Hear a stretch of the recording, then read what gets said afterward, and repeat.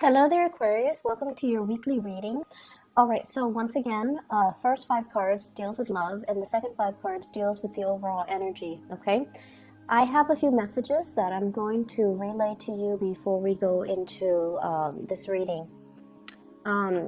The first message is self-mastery, and self-mastery, I feel like it's not so much on, you know how you're sick and tired of other people telling you to open yourself up emotionally, right? You're sick and tired of hearing that, hearing other people, hearing friends, relatives, even advisors, or even, readings in general. And I feel like many of you have done a lot of growth on the emotional department. And when you're in a relationship, you know how to take care of your relationship partner. And when you really love someone, you know how to be open and vulnerable, and to really allow them, like put your walls and your defenses down to allow them in. And I feel like there is a very dignified way in which you deal with people as well. You care about fairness. You do care about, I want what's best for this person, so I'm going to be open and honest with them, even though sometimes the truth might hurt. And so I feel like, people give you guys the bad rep of being unemotional and detached. You only detach when a situation cannot be fixed, and when a situation is no longer tenable. However, what I also feel as well with this sense of self-mastery, I feel like it's coming in the friendship, platonic relationships sphere, where you are still going to have to, let your guard down. So it's not just the people you care about, it's the other people that are around you that you have to work with, that you have to be around energetically. They're constantly in your space, or they're constantly, in your periphery. Those are the people, those are the relationships that you kind of need to foster as well, okay? Nurturing the ones that are around you, and not letting the relationships grow cold and sterile. And I mean that because I feel like, no man's an island, okay? First of all, your energy here, Nine of Pentacles, this is an independence card. This is somebody that's like, okay, I know how to take care of myself. I've got my car, my house, my kids, my pets, whatever it is, I am self-sufficient. I don't really want heavy emotional connections, because those things weigh me down. They make me uncomfortable.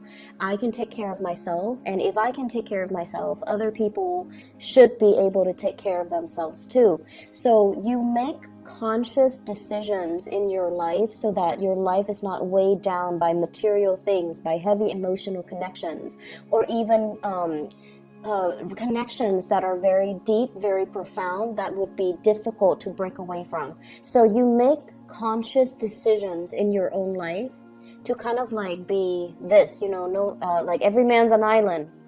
I'm self-sufficient. I can do things on my own. I can take care of myself in every department. And once again, this is a great self-sufficiency type of energy, but it's really lacking something, right? Because with the 9, it's still a really good card, but it's lacking that sense of like that completion, that 10 of Pentacles that we see down here. And because of that, your relationships might be very, very good right now. But what about the professional contacts, the friendships, the other things in our lives that make it a little bit more robust? All right. So that's just the first message that comes in, and it's a little bit long-winded, but at the same time, I feel like love seems to be going really, really well. Cultivate more of your friendships, okay? Because the friendships, the good conversation where you feel like in sync with another person, where you can talk to them all day, all night, deep into the night, that's what makes you ultimately very, very happy. So let's talk about your love life first of all. What I have here is, once again, let's talk about this card. I really like this card. Somebody that, makes money, pays for herself or himself, someone who's very, very self-sufficient. You might be seen as somebody who's very different in wherever you're living. You're very independent, you're very different. You might stand out in some way because you look very exotic. you look different from the people that are around you. And I feel like, you know, somebody might have gotten a tan, might have gotten their hair done, might have gotten, you know, like a new wardrobe, or somebody that at this point looks really good, smells nice, and, you know, just does their own thing.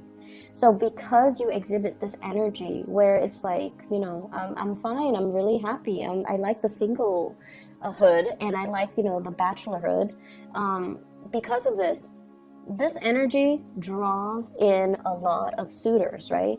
Because when you don't go around looking, that's when people swarm to you. That's just the law of attraction. When you are self-sufficient and when you're stable financially and really, really happy, you vibrate at a different frequency. You have a lot of success coming in, a lot of happiness, a lot of suitors, a lot of visibility as well in your environment. And as a result of that, a lot of people are coming to you. They know you're single, and they know that, you know, regardless of if the Aquarius person is looking or not, I'm going to tell them how I feel, okay? The person that you're dealing with might be this person right here. We have here the King of Swords, and the King of Swords is an air sign, an Aquarius, a Gemini, or a Libra. I also feel as well very strong earth energy. Taurus, Virgo, Capricorn, they might be air and earth. And then I'm also feeling like this is a person that is incredibly, incredibly smart, because you have to be a smarty pants in order to capture the attention of an Aquarius. Aquarius do not like dummies, okay? Aquarius people are very drawn to people who are articulate, who are witty, who are fast with like a comeback, who can be quirky and weird and whatever, but ultimately Aquarius people are very drawn to people who are like this, like very intelligent. They don't have to be soft and cuddly and emotional. If anything, that's a little bit of a turnoff for Aquarius, but they just need to know what they're talking about. They need to be an expert in their field. They need to respond in a very concise manner.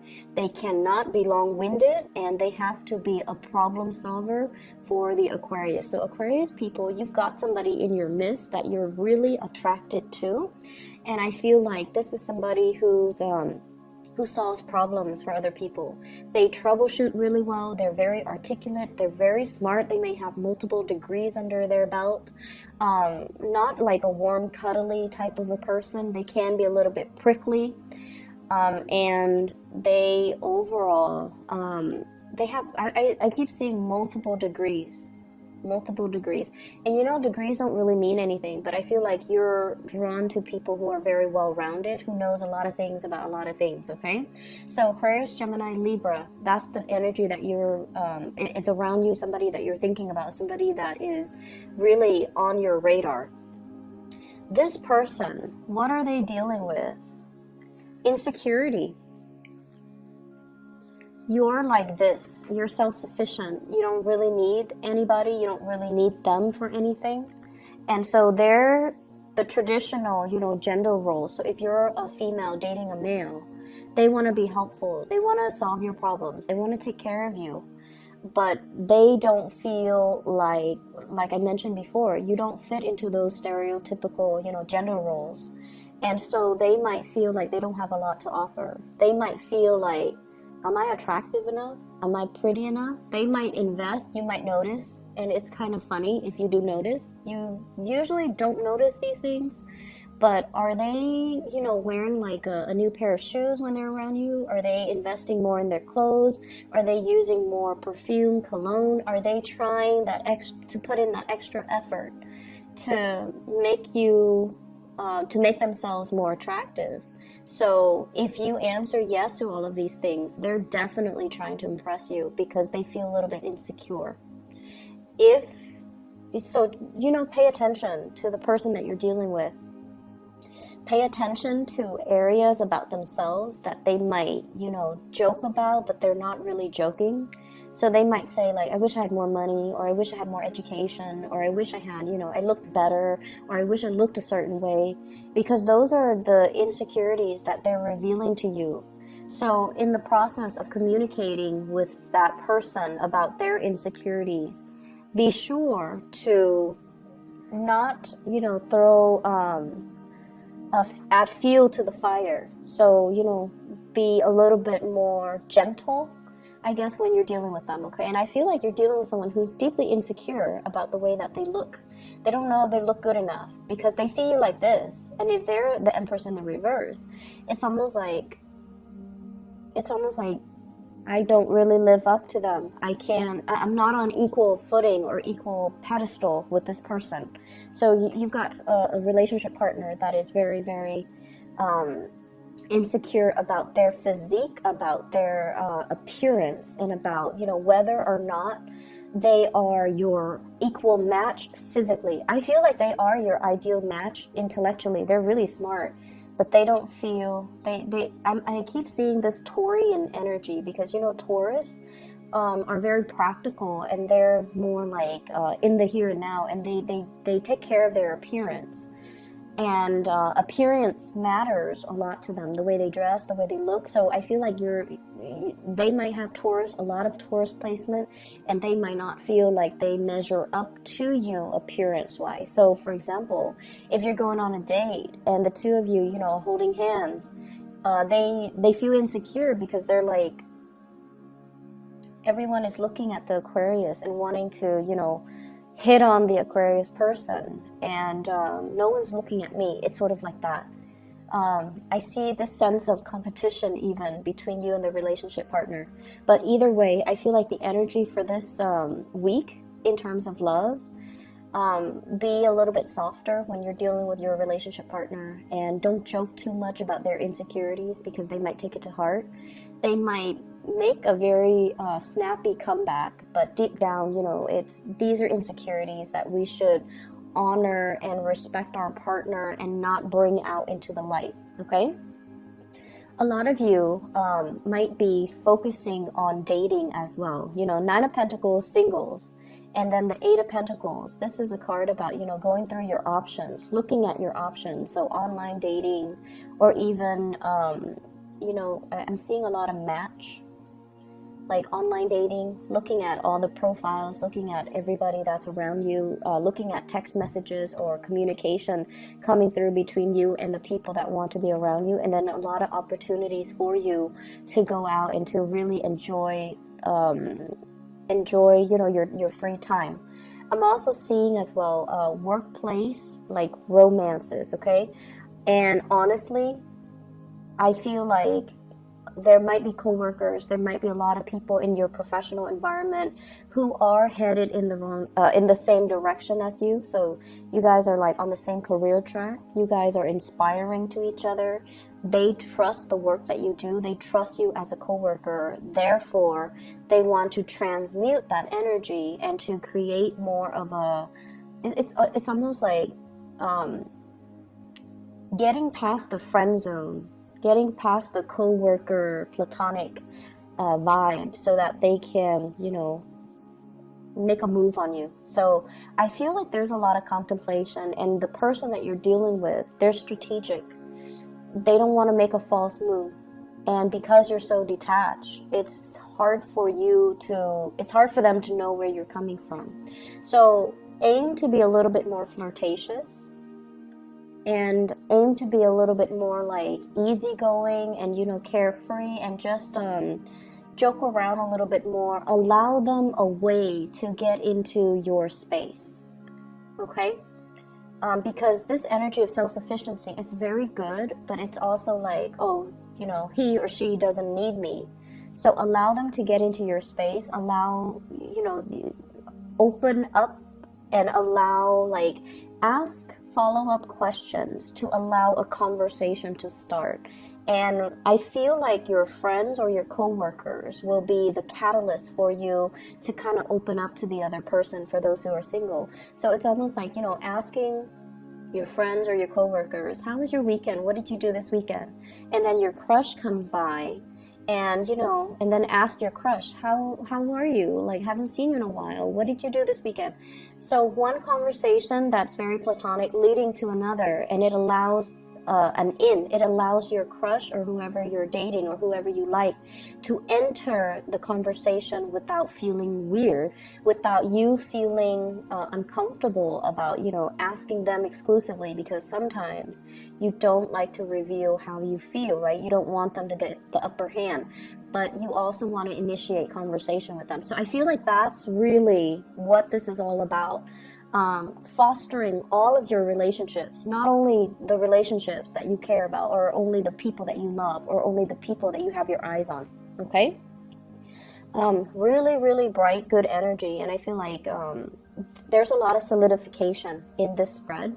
But I feel like many of you are single, loving the single life.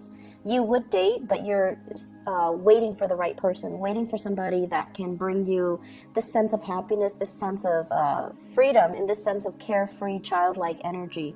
So the interaction between you and a crush, between you and a partner, is really good for this week, mainly because it opens up doors about practical, you know, direction in the relationship, as well as where are we going, where are we headed. But once again, all the cards indicate to me it's like a solitary person. So I definitely feel a lot of independence, but also a lot of Aquarius people are single and loving it and focusing on their career.